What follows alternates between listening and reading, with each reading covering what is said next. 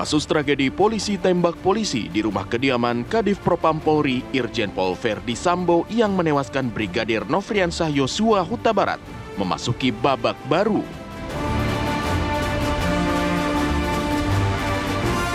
Tadi malam, Kapolri Jenderal Listio Sigit Prabowo resmi menonaktifkan Irjen Pol Verdi Sambo dari jabatannya sebagai Kadif Propam Polri.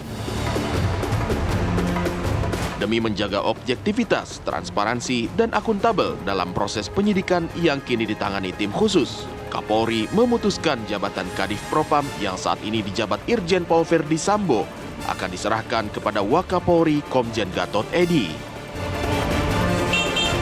Sebelumnya, pengacara keluarga Brigadir Yosua telah melaporkan dugaan pembunuhan berencana ke Bareskrim Polri. Saat membuat laporan, tim kuasa hukum hanya membawa sejumlah barang bukti berupa foto dan video atas luka korban. Tidak hanya berupa luka tembakan, melainkan luka sayatan di tubuh Brigadir Yosua. Kuasa hukum juga meminta agar dilakukan kembali visum et repertum terhadap jenazah korban untuk memastikan penyebab kematian yang sebenarnya. Dari Jakarta, tim TV One mengabarkan.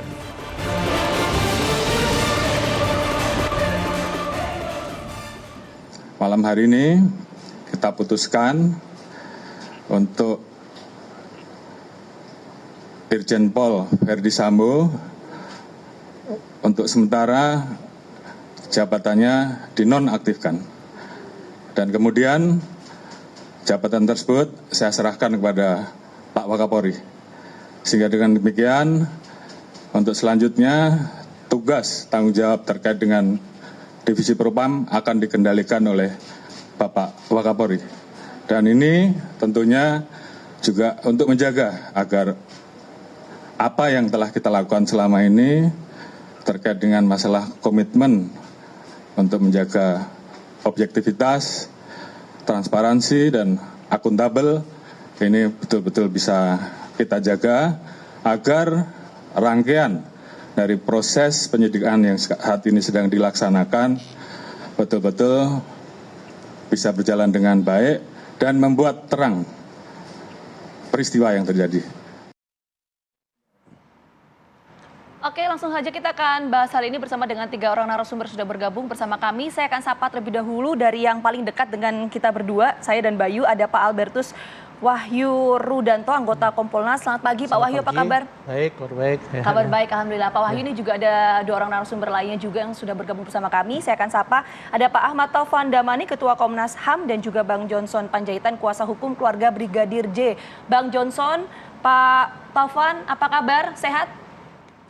Sehat. Selamat pagi Pak Wahyu, Pak Taufan. Ya, sebelum memulai diskusi ini kami ingin menyampaikan terlebih dahulu, kami juga sudah sempat mengundang dari pihak kepolisian ya untuk bergabung dalam diskusi kami pagi hari ini, tapi hingga saat ini belum ada perwakilan dari pihak kepolisian yang berkenan hadir dalam diskusi kami pagi ini. Iya, padahal ini tentu penting sekali untuk mendengar keterangan dari pihak kepolisian ya. Tapi kita akan langsung ke Bang Johnson dulu deh. Bang Johnson, ini di salah satu media yang saya baca pagi hari ini, kemarin tim pengacara melaporkan dugaan pembunuhan berencana. Apa yang kemudian menjadi dasar pelaporan, Bang Johnson? Ya, ada beberapa dasar. Yang pertama tentu kami ingin mendorong agar ini tidak menjadi kontroversi yang berlama-lama karena kelihatannya olah TKP, kemudian proses penyidikannya berlama-lama, sementara tuduhan-tuduhan yang ditujukan kepada keluarga dan korban begitu terus-menerus, bahkan mulai juga dikembangkan dengan secara sistematik, terutama tuduhan mengenai pelecehan seksual ya. Nah, jadi kita kebetulan saya dan teman-teman di tim mendapatkan kuasa hukum dulu ya kan. Ini penting kuasa hukum karena ini legal standing. Jadi ini berbeda dengan posisi teman-teman yang lain, teman-teman wartawan, dengan segala rasa hormat begitu. Jadi kami tim kuasa. Jadi kami ini kan penegak hukum juga ya. Nah, yang kedua adalah tentu kami tidak boleh ngomong di luar terus-menerus. Maka kami harus secara resmi sesuai dengan KUHAP dan ketentuan yang ada membuat laporan Nah, laporan yang kami buat sebenarnya ada 4 saja yang menjadi sasaran kami.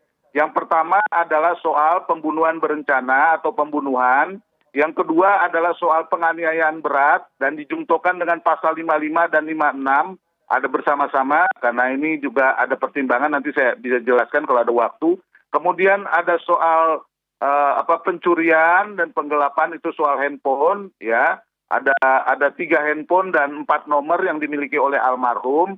Kemudian juga ada soal pertasan dan itu yang dilakukan dan korbannya terutama adalah pihak keluarga. Nah, ternyata setelah kami berdiskusi pada waktu pelaporan, maka yang paling utama karena yang lain-lain misalnya soal pertasan itu dibutuhkan bukti yang agak cukup lengkap dan saya kira akan menyusul itu. Jadi yang diterima kemarin ini adalah tentang pembunuhan berencana dan penyiksaan penganiayaan berat, itu dia. Nah, kemarin kita sudah membawa. Rencananya apa, Bang Johnson? Dasarnya apa? Bagaimana? Bukti-bukti apa saja yang diberikan oleh pihak keluarga kepada pihak kepolisian kemarin? Iya, bukti-bukti yang kita ajukan kemarin ada beberapa hal, ada dokumen permohonan visum et repertum tertanggal 8, kemudian juga ada surat keterangan COVID begitu, kemudian ada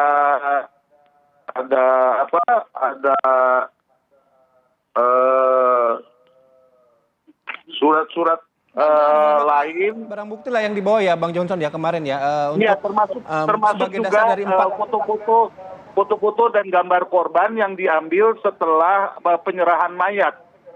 Dan juga konferensi pers yang selalu mengatakan bahwa ini tembak-menembak dan ada soal pelecehan seksual. Itu yang dokumen-dokumen dan bukti-bukti yang kami serahkan beserta dengan nama-nama saksi. Oke, baik. Saya ke Pak Wahyu dulu. Pak Wahyu, kalau melihat kemarin akhirnya kan ada Pak kuasa hukum dari keluarga Brigadir J yang melaporkan begitu. Nah, dalam rangkaian peristiwa ini maknanya apa? Kalau misalnya dari keluarga Brigadir J yang justru melaporkan adanya kejanggalan begitu ya kepada pihak kepolisian itu sendiri. Terima kasih Mas Bayu. Jadi menurut saya ini langkah yang bagus, langkah yang positif karena merespon apa yang menjadi harapannya Bapak Kapolri. Bapak Kapolri secara tegas menyebutkan ingin transparan, ingin akuntabel, menggunakan scientific crime investigation. Kemudian Bapak Kapolri melibatkan eksternal, yaitu Komponas dan Komnas HAM. Tetapi Komnas HAM sesuai tupoksinya akan bekerja dengan SOP-nya sendiri. Komponas tidak mungkin begitu karena kami memang secara sesuai undang-undang kami pengawasnya Polri. Nah, yang berkembang kan ada official statement dari Mabes Polri, lalu di publik ada merasa janggal. Ya, kemudian dengan berbagai analisa sesuai dengan versinya. Kami di Komponas melihat ini tidak elok ini. Kami jadi penengahnya dari penengahnya, maka itu kami harus mengedepankan apa yang menjadi harapan Pak Kapolri, transparan, akuntabel. Dengan tindakan atau sikap dari Pak Johnson sebagai kuasa hukum untuk melaporkan ini menjadi sangat menjadi lebih transparan karena kemudian laporan itu kan jadi pro justisia. Pemeriksaannya menjadi masuk ke BAP. Dan itu menjadikan apa yang selama ini spekulasi itu akan menjadi lebih terang benderang dan itu harapan dari publik. Jadi kalau kami dari Komponas apresiasi semua ini. Tapi soal sebelum pada kasusnya lagi, soal penonaktifan kan baru dilakukan kemarin kan. Padahal desakannya sudah ada ketika awal-awal peristiwa. Nah, ada rentang waktu di sini. Ini akan mempengaruhi sesuatu atau bagaimana, Pak Wahyu? Memang kami juga menerima banyak masukan dari luar. Tetapi kewenangan untuk menonaktifkan atau mengganti itu kan pada Bapak Kapolri. Nah, sehingga tentu kami memberikan masukan juga, tetapi Bapak Kapolri tentu juga menerima masukan dari pihak lain. Nah, saya kira langkah ini diambil karena spekulasi semakin berkembang, ada dugaan-dugaan intervensi, ada dugaan-dugaan lebat, maka semua pihak yang terlibat, terutama Pak Kadifropam selaku pihak yang mempunyai struktural sebagai komando di kasus ini dan di Polri ini dengan dinonaktifkan sementara, ini bukan dicopot ya, dinonaktifkan sementara, dengan dinonaktifkan sementara maka proses ini akan berjalan lebih terbuka, lebih fair karena garis komandonya sudah tidak ada lagi. Untuk sementara dipegang oleh Bapak Wakapolri. Dan dengan ditunjuknya Bapak Wakapolri, di mana Bapak Wakapolri itu bintang 3, akan menjadi semakin efektif karena kesungkanan, kemudian petunjuk-petunjuk, kemudian hal-hal yang tadinya menjadi hambatan, ini bisa tereliminir. Jadi menurut saya keputusan Pak Kapolri ini bukan terlambat, tetapi ini memang sudah pas waktunya dan ketika publik mengharapkan ada keterbukaan, kemudian ada sikap Pak Kapolri yang responsif, kita harus berikan apresiasi dengan keputusan itu. Oke.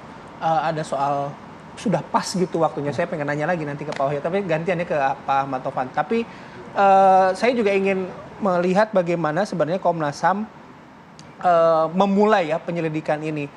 Tapi nanti Pak, kami harus jeda terlebih dahulu. Apa kabar Indonesia Pagi akan kembali sesaat lagi.